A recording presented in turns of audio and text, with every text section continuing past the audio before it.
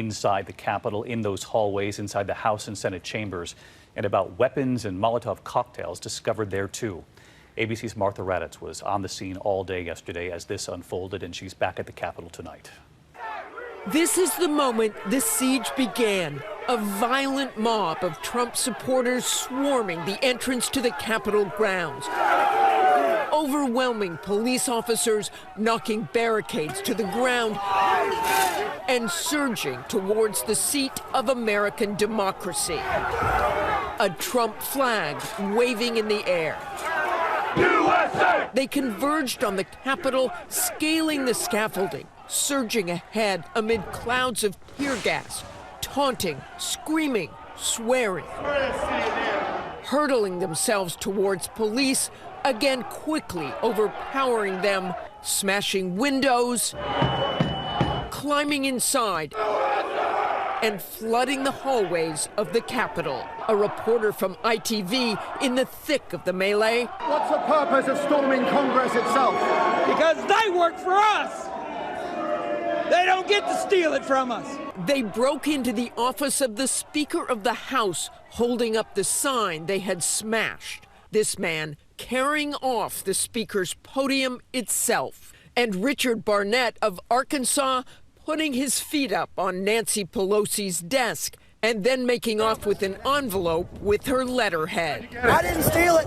I'll put a quarter on her desk, even though she ain't worth it. For Congress members themselves, hours of sheer terror. Pelosi and Vice President Mike Pence whisked to safety. Lawmakers barricaded inside the chamber. Officers with guns drawn, trying to keep the rioters out. Members ultimately filing out, rushing down the stairs, some wearing gas masks over their heads to protect themselves, seeking shelter in their offices. We heard them outside. We were concerned they were going to break down the door. I picked up a baseball bat. That's all I had to protect myself in the event they broke into the office. As the violence and looting continues, one of the women was shot dead by police as she tried to climb through a window. Tonight, we are learning her name, Ashley Babbitt, an Air Force veteran. It is still hard to believe that it was the President of the United States himself who sent this crowd to the Capitol, inciting the day of rage. We're going to walk down, and I'll be there with you. We're going to walk down because you'll never take back our country with weakness. You have to show strength, and you have to be strong. But Trump did not go with his followers. He went back to the White House to watch the events on television. He had hoped to prevent the inevitable, Congress counting the electoral votes and certifying Joe Biden as winner of the election. At 8 p.m., with smoke still hanging in the air, Congress went back into session, determined to complete the people's business. Let's get back to work. Lawmakers clearly shaken. Utah Senator Mitt Romney unsparing as he denounced the chaos as an insurrection incited by the President of the United States. We gather due to a selfish man's injured pride. The best way we can show respect for the voters who are upset is by telling them the truth. Lindsey Graham once denounced Trump only to embrace and defend him at every turn. But a violent throng of Trump supporters storming the Capitol was a bridge too far. All I can say is count me out. Enough is enough.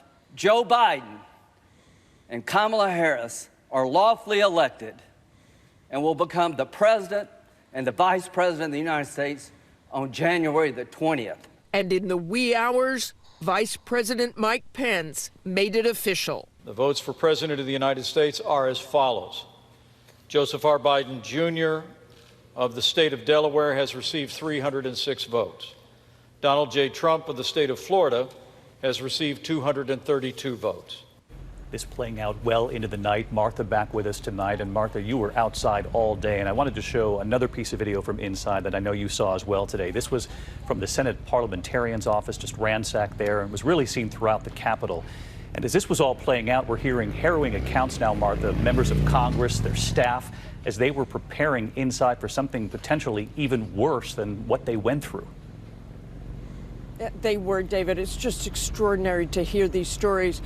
Dr. Raul Ruiz, a congressman from California, but also an emergency room physician, was on the top floor of the gallery with some members. They heard glass breaking.